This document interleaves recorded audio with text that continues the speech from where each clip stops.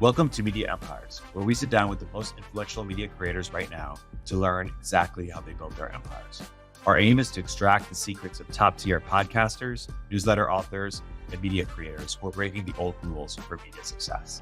Whether you're looking to start your own empire or simply curious about the nuts and bolts behind media businesses, you'll find valuable insights and tactics in each episode. Grab your headphones, let's dive in. This week on Media Empires, I'm joined by JT Barnett, former professional hockey player and also the founder and CEO of CreatorX. In this conversation, we discuss the evolution of social media platforms, strategic approach to content creation, and the future of the creator economy. JT, welcome to the podcast. Thanks for having me, bro. JT, for people who may not be familiar, how do you define your work and kind of your mission and moonshot with what you're trying to do?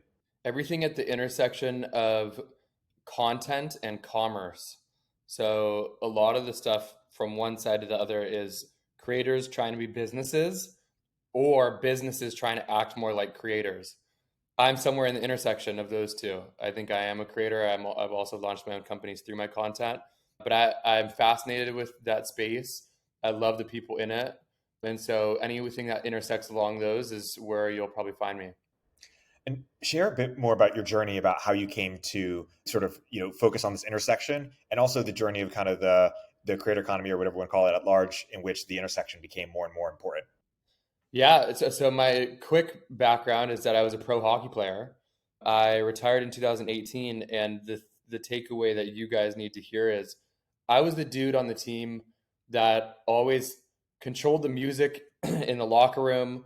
I was like a vibes guy on the team. I was an energy guy on the team. I liked making sure everybody was in a good mood. I liked making sure everybody was on the same page. I liked bringing the team together. I was never a superstar on any of the teams that I was on when I played pro. I was a middle of the pack guy that just really wanted everybody to enjoy their time. And so I was always doing creative things. I was always doing artsy. I was making mixes for our locker room. I was doing clothing on the side. I was doing a lot of different creative endeavors that were like my second hobby at that time, but it's just what made me really happy. So then Instagram came out. And when Instagram came out, it was the first time you could actually build a career around yourself with content. Facebook and MySpace were more just like meeting people that you knew in your world. Instagram, you could follow people and like their content just visually with them showing their life. So I saw that happen and I was like, oh, this is something that I want to do. Then I met my now fiance towards the end of my career, and she was doing exactly that in fitness, health, and wellness. And I saw her go from having no following to having around 50, 60,000 people following her, and really like starting to do business deals. And it turned into a company. And that for me was like this is like for sure what I'm going to do when I retire. So I retired and got into content immediately when I retired. And that was what's kind of led me to today. Yeah. And so have you explored the kind of, given that you're passionate about the intersection of sort of creators and commerce, there's a number of different ways in which you could actualize that passion, right? Like you could manage them directly. You could build like business, commerce companies with creator. You could be on either side of that transaction. And from what I understand, you've chosen to be kind of an educator and creator, yourself on the space of the sort of these intersection. How have you thought about where it makes most sense for you to play and where the opportunity is? So it's a great question, because I have often thought about, should I go and manage the biggest talent in the world, because I have tons of friends that are doing that and really execute on it well. And I feel like I have similar skill sets to them and that I would do a good job with it. I really, in an ego way, but also in a way that it comes from a good place, I look at myself as the talent, which is why I don't want to go and manage talent, because I want to really squeeze as much of it as I can out of me being the talent, rather than going and representing people.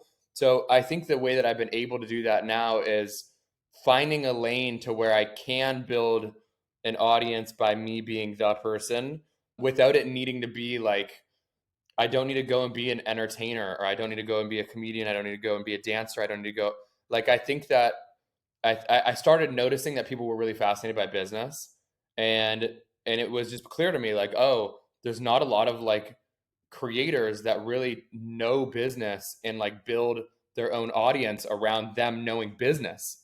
It's almost like Jerry Maguire ish, you know, like there's just not a lot of people that do that. So I was like, oh, I can go and do that. And I think Gary Vee is obviously the person that does it the best of documenting building business and the lifestyle around it.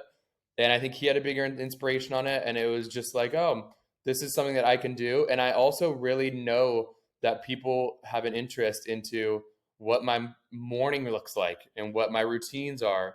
So it just kind of like the stars aligned for me to be like, I'm going to give it all that I can to build my own business as talent. And then on the side, I'll help all of these people, but it won't be transactional, which is the second part of it. That's another reason why I haven't really wanted to manage people is I have a hard time transacting with people that I genuinely care about or having my livelihood be dependent on the people that I care about and them putting out content and that kind of stuff. So that's another reason for me. I didn't want my relationships to turn transactional. So I was like, I'm just going to run in this lane. Yeah, no, it's fascinating. That kind of self-awareness is really important as people think about in kind of which roles they want to play. Some people love let's say in venture capital, for example, the thrill of a deal. They love chasing a deal, and other people are not as excited about it. They don't want to live a life that's constantly on call, that's constantly chasing things. And so that kind of self-awareness is key to think about where you want to play. Agreed. Share more about what you want. Like if everything goes right, and I know a bunch of it, I'm sure, is bottoms up and you're figuring it out in real time, but paint a picture of what your empire could look like if, a few years from now, if everything kind of goes right. Where do you want it to go? What do you want to be doing? This is what's going to happen. I think I'm going to build an audience big enough on multiple channels that are the relevant channels of today.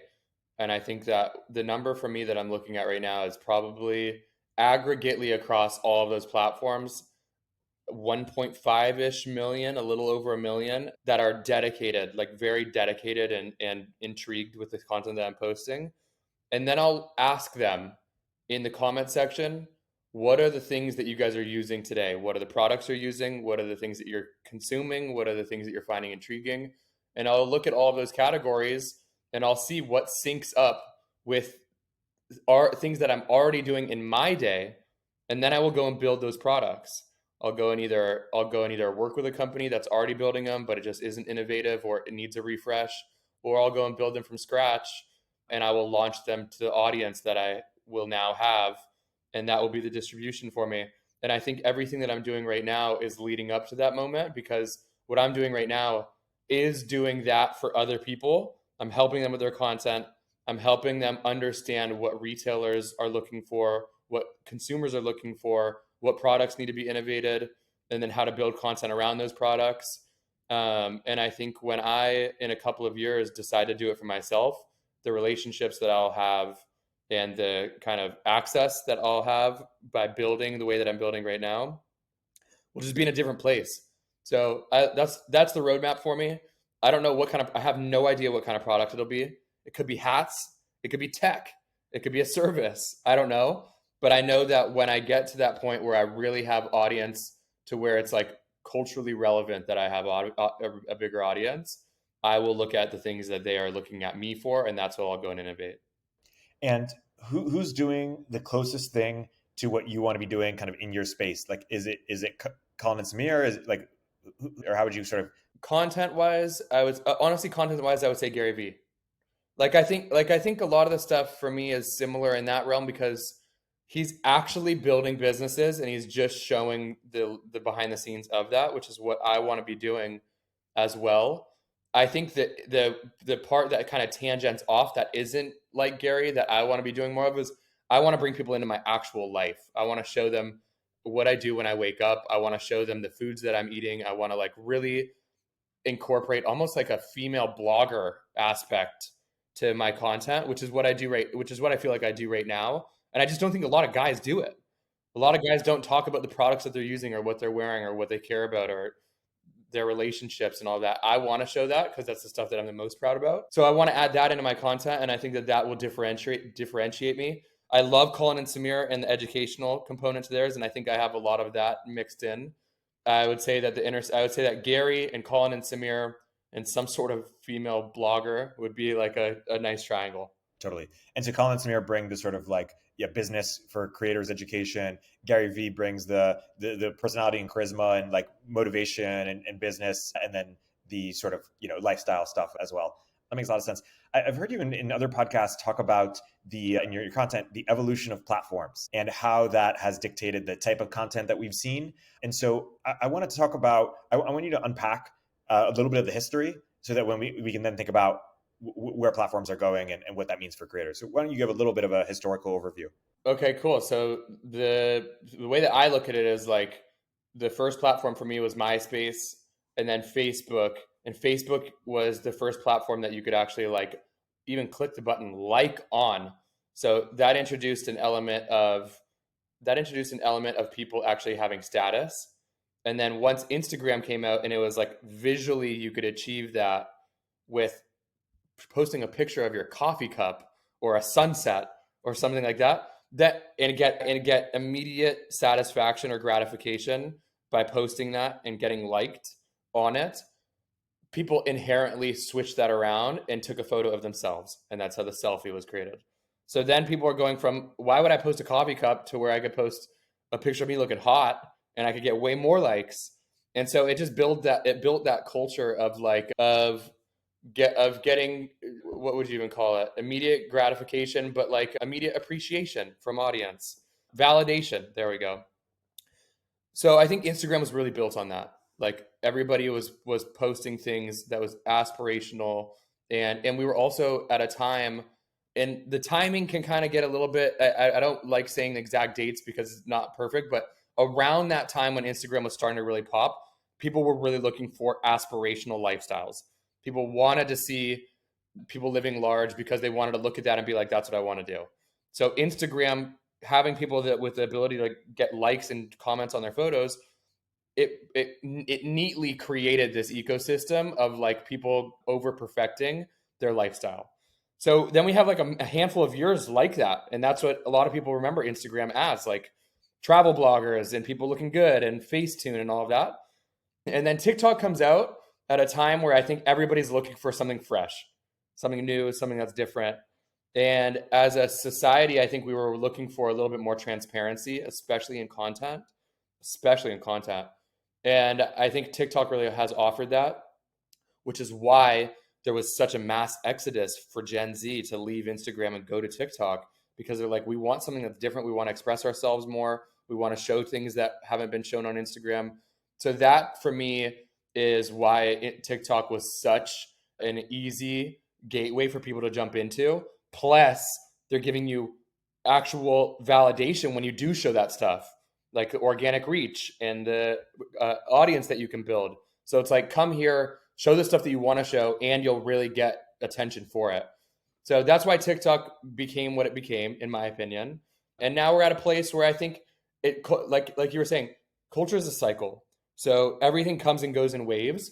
I think TikTok now, it's almost going through a wave where it's like the super raw stuff we've seen 2-3 years of it now, 2-ish years of it now, to where it's almost like tapering back a little. You're starting to see a little more highly produced stuff, a little bit more cinematic looking stuff, a little bit more, I don't even want to say filtered, I would say more high resolution stuff on TikTok. And I think I fully think that in a handful of time, we will go back to where it's more polished, like Instagram-y, because everything is a cycle and everything comes and goes. So I just try to look at those and see where are we at right now, what are people posting, what are people enjoying, and then that's what I go and do.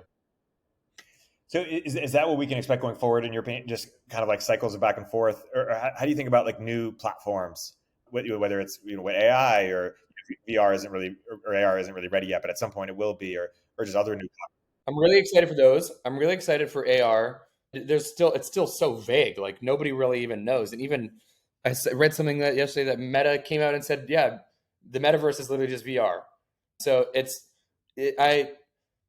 I'm yet to see anything that's like really compelling. That's like, oh, this is what we're going to be doing. Because even me, I bought an Oculus. I spent time in the Oculus VR, and was like, for an hour, like, this is a cool experience, but I don't see myself doing this every day for 5 hours. It doesn't replicate senses. So I think we're a long ways from that still. I do think that more platforms will evolve and change, and there will be new ones that come out. And I think it fully is based off of where we're at as people and what the platform executes on. So if one comes out, if in 2 years we're like really craving this like very aspirational lifestyle again, and a platform comes out and it's literally you can only post things that are 4K and cinematic and we might be like, let's go there. I don't get precious with holding on to the platform, even though I love and would say that I love TikTok the most, other than probably MySpace was the other one that I loved before that. I don't get precious to the platform because at the end of the day, I want to connect with people, and I can't tell people where they can place their attention. So I want to go where they're at. And so I look at that. We'll get back to the conversation in a moment after a word from our sponsors. Hey, everybody. If you don't already subscribe to the Media Empires newsletter, you should. But that's not what I'm here to tell you about. The platform we use to power this and other Turpentine newsletters is called Beehiiv, and it's excellent. First of all, it was started by the same early team who helped build Morning Brew into a $75 million newsletter business. And they built Beehiiv to offer that same powerful functionality to anyone sending emails, from essayists to business owners. The platform is beautiful, their text editor is intuitive, and they help you scale your audience with custom growth features. Beehiiv has powerful tools to help you monetize your content. You can easily launch paid subscriptions or pursue an advertising model. The Beehiiv platform will even connect you to premium brands to sponsor your newsletter. Not only do we use them, but thousands of the top newsletters in the world also use them, like Milk Road, Blockworks, Newsletter Operator, and so many more. Beehiiv's founder hooked up Media Empires listeners with a sweet deal. Get 20% off for 3 months with code EMPIRES. Visit beehiiv.com, that's BEEHIIV.com, to get started. Real talk. Most talent leaders haven't yet cracked how to leverage AI for meaningful impact on their hiring processes and business goals. But the leaders who are effectively using AI to transform their recruiting team's efficiency and quality use Metaview. Metaview is the AI assistant for the interview process. Their AI records and transcribes hiring conversations, like intakes, interviews, and debriefs, then provides perfectly summarized notes of everything that was discussed. That means your people can focus on creating a human connection with candidates during calls and save time on the busy work of cleaning up notes after every interview. But it's so much more than just a time saver, because perfect notes means perfect data. For every candidate and every pipeline, hiring teams can make confident, informed decisions, and talent leaders can finally take control of the interview process. Join forward-thinking talent leaders at high-performing organizations like Brex, HelloFresh, and Quora, and check out Metaview. Head over to metaview.ai/heretics to talk to one of Metaview's product experts or get started for free. You'll be up, running, and AI-enabled in minutes. It's interesting. So there's kind of this cycle between kind of aspirational and more authentic, and it's like a fashion as one gets popular, the other. That's really interesting. I'm curious how you think about the platforms as a creator yourself, and maybe we can go one by one. There's only so many hours in a day, and there's lots of different ways to reach people. So how have you thought about which platforms to spend the most time on, and what are the different trade-offs? Why don't we go through like platform by platform? Okay, cool. So I would say up until Q4 of last year, TikTok was number 1, 2, and 3 for me. I would post there 2-3 times a day, and I was spending, as a consumer and as a creator, probably 2 to 3 hours every day on TikTok. I started to notice a little bit of a shift in just my interest in the content that was coming up on my For You page, and not the quality like for resolution wise, but just like my actual genuine interest in the type of content that was coming across the page. And it kind of dipped a little bit for me. So that made me realize even more that, things come in cycles. And I feel like I've had a long period of time now where it's been this discovery, random people that you don't know coming across your feed that you don't know, but that you will probably be interested in based off of the algorithm. And after having a handful of years like that, I started to notice, I'm craving consistency in the people that are coming across my For You page. I want to see people that I know or not know in real life, but that I follow, that I've chosen to follow. So that made me be like, I want to push heavily into YouTube, because if I'm feeling this, other people are feeling this, and I want other people to go, I want to see more of JT. Let's go to where we can actually follow and watch a lot of his videos. So that made me push into YouTube. So my focus right now in terms of platforms, I look at Instagram still as the one that people have not moved off of yet. I think that especially I'm 30, and I think the people that are around my age have not fully migrated. They're like 1 foot in, 1 foot out. TikTok had them pull 1 foot out, but I think that they're still 1 foot in. So I'm posting heavily on Instagram right now. The second one for me would be YouTube. I'm creating long form on YouTube and documenting my day. And then the third one would be TikTok, which is a lot of content that is repurposed from Instagram to TikTok. And the last one for me would be LinkedIn. And LinkedIn is all of my higher performing thoughts or higher performing pieces. I will go and I will watch and I will write them into a mini blog, and I like maybe 2 paragraphs or 5-6 sentences, format that for LinkedIn, and I will schedule it to post it on LinkedIn. So LinkedIn is really just kind of like a trickle down of everything else, but it's the most consistent because I think LinkedIn's the easiest for me because it's just literally a couple thoughts, and you can schedule it. So I don't need to do it in real time, but LinkedIn's been the fastest growing for me of late. I wonder how soon there will be some sort of AI tool that allows you to basically, let's say you have something that does well on TikTok or YouTube, basically convert content to all channels. Like that, it's just such a no-brainer. They already have it right now, repurpose.io. The challenge with it though is every single one of those platforms is such a different consumer and different mindset that when I say something on TikTok, I can't go and say that verbatim on LinkedIn. Like I can't repost that exact same thing for the most part because it's just a different audience. So like I'm saying like things on TikTok that's like TikTok lingo, and then going on LinkedIn and people are like, what the fuck does that mean? Like, what are you talking about? So you got to talk a little bit more. You have to really appeal to the audience that is on that platform. So that's why I think there hasn't been anything that's just like a one click and now it's on everything. We'll see if it gets there. That'd be really helpful for a lot of people. Yeah. Are you aggregating emails as well? I'm curious how you think about newsletter or things like that. Texting community has been big for me. I have 8,000. I have like 8,000 plus people on a texting community that has been that's been like a lot of like giving out tips and giving out information, all of that. I haven't started a newsletter. It will be something that I'll do. So for me, I think the next things that I will do in terms of content wise, when I build out the team a little bit more, will be a newsletter. There'll be a podcast. There'll probably be some more in-person events, workshop kind of things, or retreat kind of things. Like those are things that I want to do, but I just look at time. And right now I don't have the time or interest to write a newsletter every week or to really be like in my content pushing people to it. And so that's why I haven't done it, but it's something that I think about and it will happen. Yeah, makes sense. So I'm curious how businesses should think about TikTok because, I'm in the tech space and a lot of people, businesses are heavy into podcasts, they're heavy into newsletters, like they see sort of they advertise there a lot, but you know this much better than I do, but, they don't know how to think about TikTok necessarily. They don't know sort of, what is the demographic of people that like, is it relevant to them? Like, should enterprise companies be advertising on TikTok? Is the conversion, meaningful? YouTube even too, like eventually, what do you think about like, to what extent will these platforms reach enterprise customers? I think they already are. I think that TikTok, I think every demographic is on TikTok. We've had brands that have had a core demo of 30 to 50 that have crushed it on TikTok. We had a winery that was crushing it on TikTok. We've had obviously Gen Z. I think that every demo is on there. I think it just comes down to the content that you create and who you're really creating it for. If you and I can spend time scrolling and enjoy the content that we're consuming, that means that there is places to play.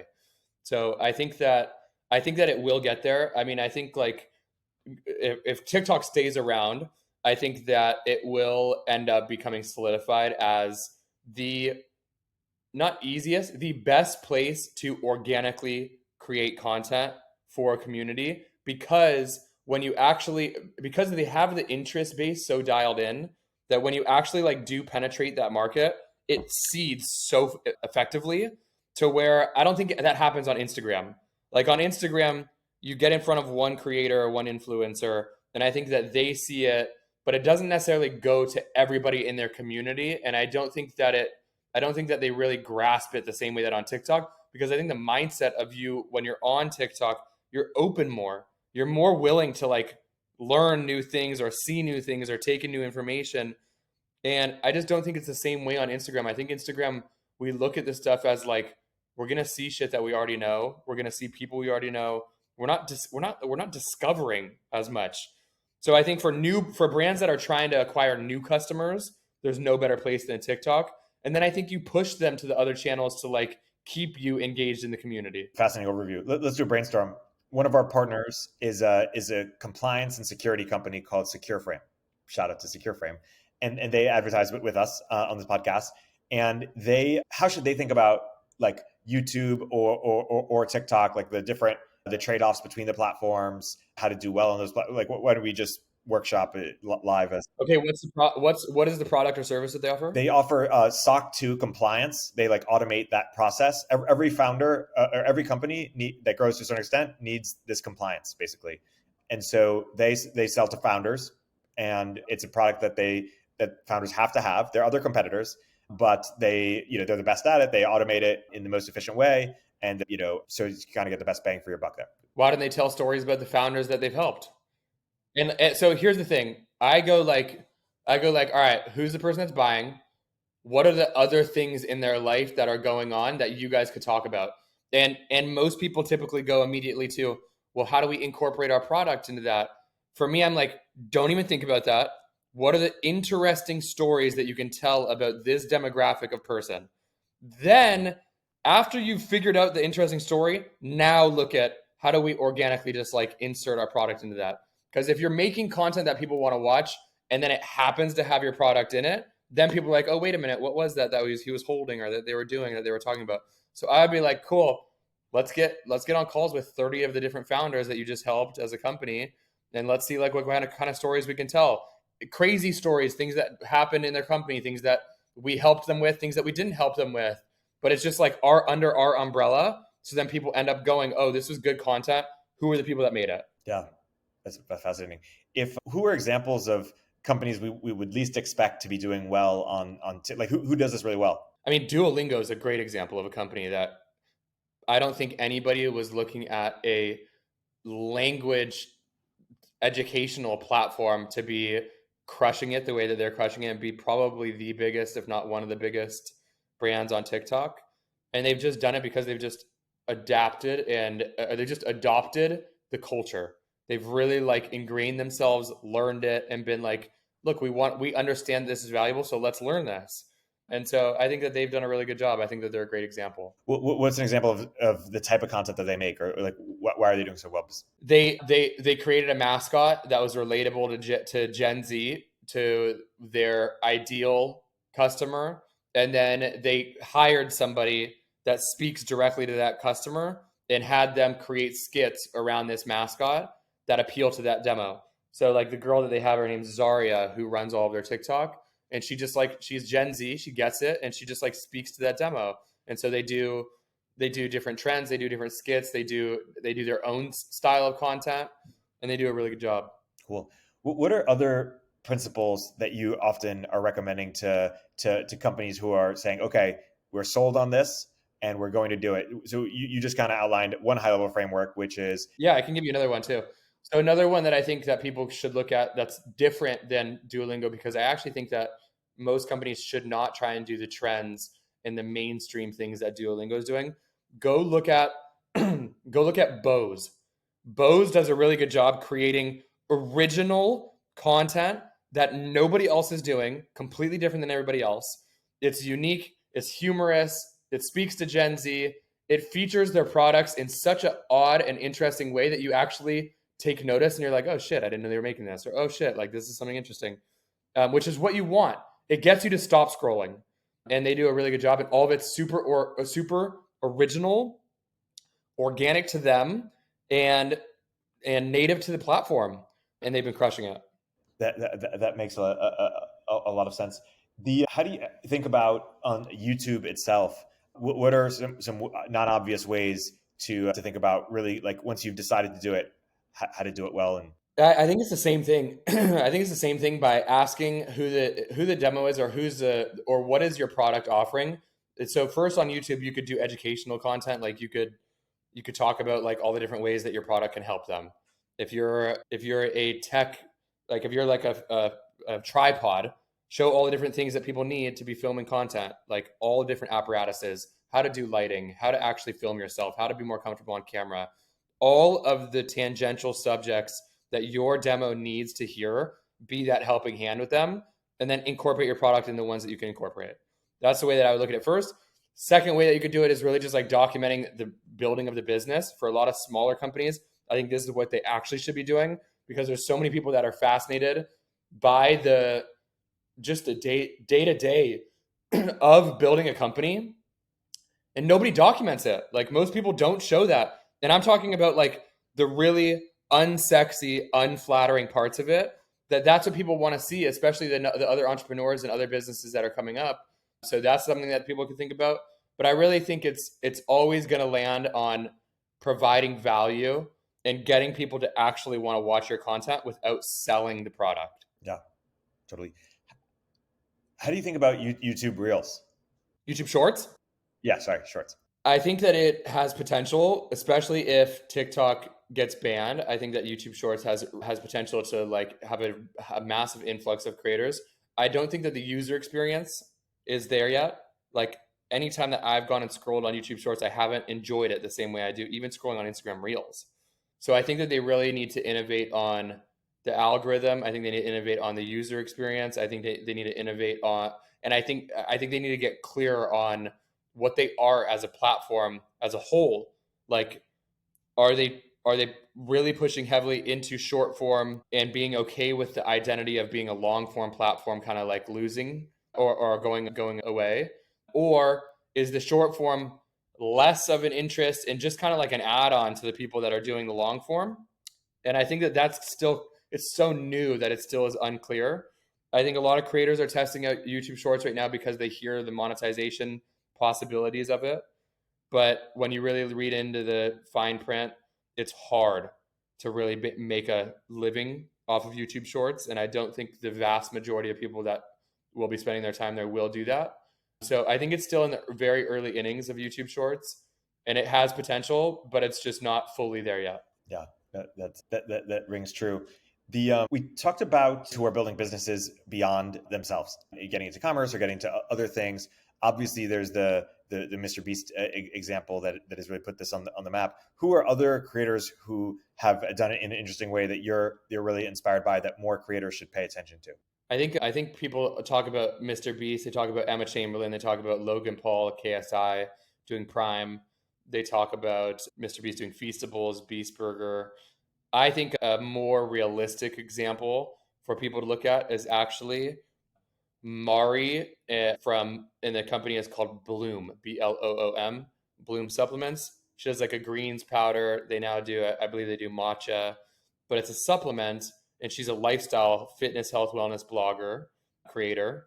And she's built an enormous company that is now Walmart nationwide, similar to Mr. Beast and all of them, just by showing her process of going through her weight journey, going through health and wellness, what her daily life is like, and built a really cult-like community that when she launched the product, it was flying off the shelves and people are loving it. And when I say people are loving it, I mean retail buyers are loving it and wanting to bring it into their stores, which is really what creators need. Creators need to build engaged communities to be able to actually launch products through and have it be long lasting.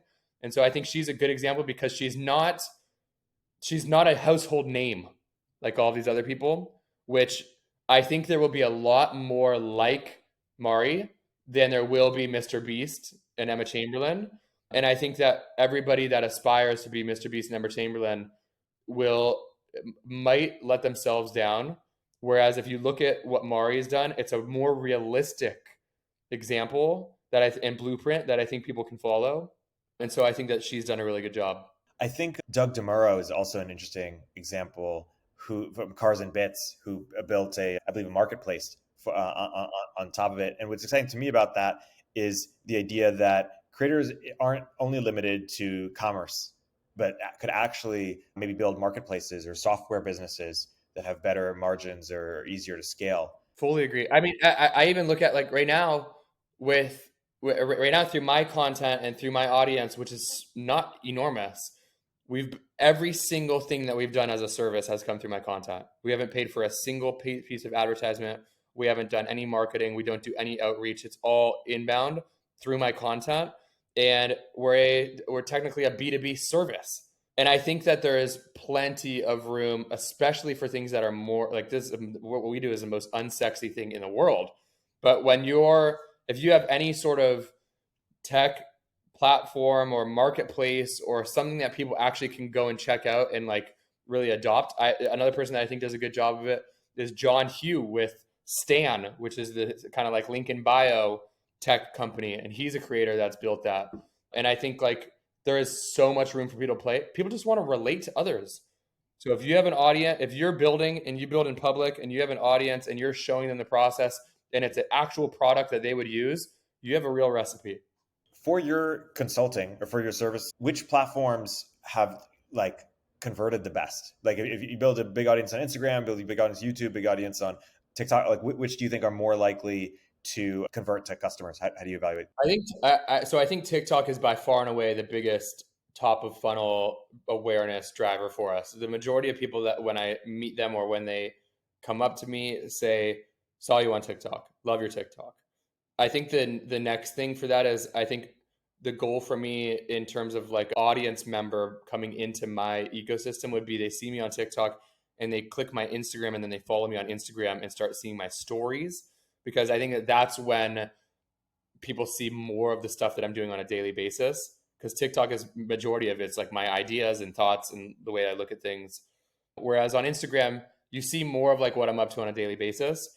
And so I would say in terms of us getting new clients and customers, the first place they see us is usually TikTok. But I would say the more they spend time watching me on Instagram, the more that they actually want to work with us. So I would say it's a mix between the two. Yeah. So Mr. Beast apparently has basically a team for like every step of the production process in a way that's highly efficient and highly automated and gives him the best leverage to make the best stuff. I wonder if there could be, and maybe I'm sure there already is to some degree, but basically like a service to creators that is like almost Mr. Beast in a box, or imagine having the production quality or capacities of a Mr. Beast, and in exchange you give some percent, you're like almost signed to a record deal or something. You give some percentage of what you make, but you trust that you'd be able to just do so much more because of those resources. It's almost like a Y Combinator for creators. Y Combinator does that for startups. Interesting. Love the idea. The first thing that playing devil's advocate, the first thing that I would think would be like, it's so hard to create content without being deep in the weeds with the person, which is why most agencies can't create organic content that converts, meaning like gets real attention, is because you have to you have to understand so many of the nuances and like the feel of the team. So anything that's done at scale, is usually void of emotion. It's usually black and white so that it can be repeated as many times as possible. And I think a lot of like the Mr. Beast stuff that he's doing and a lot of the other creators that are popping as well, I think a lot of theirs is like heavily involved in the emotions of the consumer. And to do that, you have to spend so much time understanding the storyline and who's in what's going on. So if it was like 10 creators that are trying to be the same as Mr. Beast's style and work in a similar fashion and have similar storylines, maybe that production team could bounce to like those 10. But the more you get pulled into different people's demos and different people's ways that they create, the more challenging it would be. Yeah, that makes sense. It's not an assembly line type of product. It's highly personalized, customized. I'm curious what you think about creator financing. My friends at Slow Ventures, and they came on the podcast. Love that. Basically they talked about how they are investing in creators, and they're doing 360 deals. Basically, you see this in the music industry where they give $1 million, $2 million, it could be life changing for someone, but they take 5% over 30 years. And so the reason why they do that is because they're comparing investing in a creator to investing in a startup, right? And if they don't take that kind of deal, then it wouldn't make sense to invest in a creator just economically. I'm curious if you think that will be kind of like where the market clears, so to speak, as in, will that be the norm? So what do? So Love the idea, and I just want to like create some parameters on it. So they go to a person that's creating content, that's a human being, and they go, "We want to invest in you." How do they structure it? They have the person make a company, and then they invest in that company. Basically, and then they agree to put everything in that company. So they create like a holding company, and they'll put $2 million into it. But the person can do whatever they want with that money. They could, spend it on themselves. They could do whatever they want. There's no restrictions of what they could do with that money. They can spend it right away. They could save it forever. And as long as they give a percentage of their earnings, into that company for 30 years, they're honoring the contract. The thing for me is, well, one, that's dope. I think it's a great idea in theory, because I think creators are the modern day startups. And I think if you're placing your bets on ones that really can execute, I think that there will be a couple of home runs there that could really be winners. My thing is, like, as a creator myself, it's so hard to separate what's business and personal. So I would be like, if somebody invested in me as a creator, the confusing thing for me would be like, what's business and what's personal, Yeah. So that thing would be confusing, but I would say, I think it's really smart. And I think that we will see more of it. I think we'll see iterations to like how the process goes, but I would feel more confident right now. I would feel more confident investing in people that are creating content that I know will win than I would in a lot of the startups that I spend time around, just because I feel like I'm more natural at understanding that talent and what they'll be able to do. So I think that's really cool. And I think that's also awesome for creators to have that potential access to capital if they're at the right stage. Because even thinking about me when I was just starting out, and like even when shit just kind of started popping, getting access to $2 million, I'd probably be like, I don't know what's going on. But like now I'd be like, this is where we're going to go. This. So I think that being at the right stage, and I'm sure they know what stage that is, but if they find the people at the right stage, that could do some real damage. Yeah, it's really interesting. I mean, the creator economy in the startup space got really popular kind of around the pandemic, and there were a lot of startups that got a lot of money, but it turns out that most of the gains, or most of the people that did really well, were either the platforms, who are already incumbents, or the creators themselves, and the best creators. But a lot of these kind of enabling, like specific creator specific companies kind of didn't end up, it's still early, so things could change, but it didn't end up being massive. I agree. Well, here's the thing for me.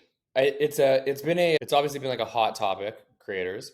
So when that happens, people try to pour money and resources in when they think that there's an idea that could be useful. I think it was just so new. Even creators, I don't think they knew exactly what they needed or what they would be practical. And so I think there's like a lot of these tech platforms and shit that come out that are like, well, it'll cut down your editing time, or it'll cut down, like, you'll be able to post this.